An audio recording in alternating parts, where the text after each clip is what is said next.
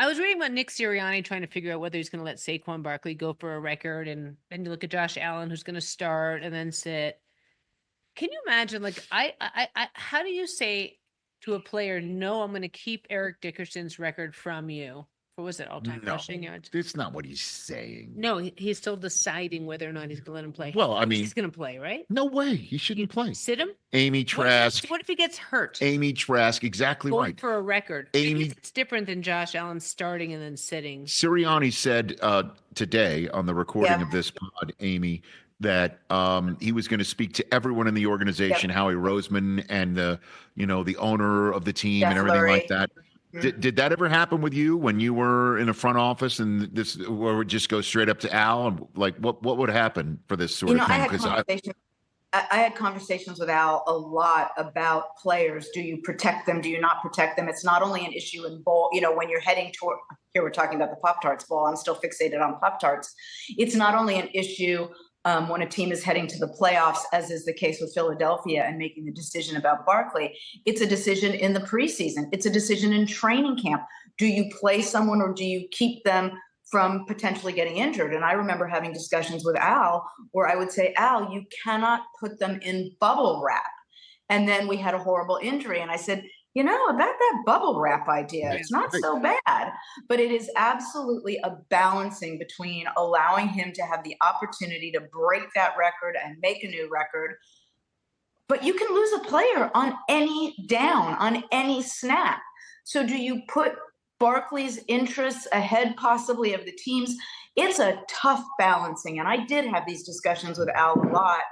And I respected about him that he looked at it from both perspectives, the player's perspective as well as the team's perspective. That team is not the same team in the playoffs without Barkley. God forbid something should happen, which it can on any down. And I know that you would say, Rich, I'm sure that you would say, what's more important, going for Super Bowl or an individual title or an individual award, accolade, what have you, record? Mm-hmm. Correct? Yes. Like, there's no doubt. Saquon Barkley should have played his, as far as I'm concerned, he's played his last snap of the regular season. It's over. He got his 2,000 yards.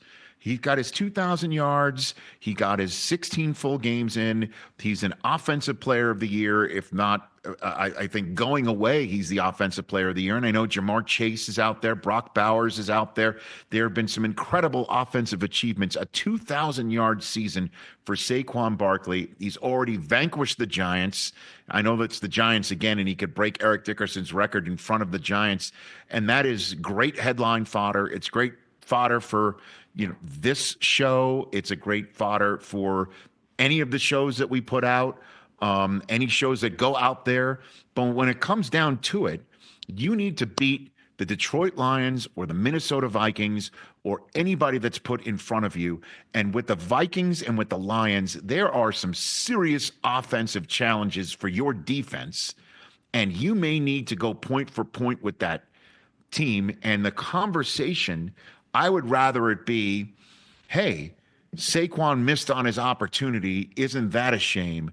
Rather than, hey, the Eagles didn't make the Super Bowl because Saquon was nursing an ankle or a knee or anything like that.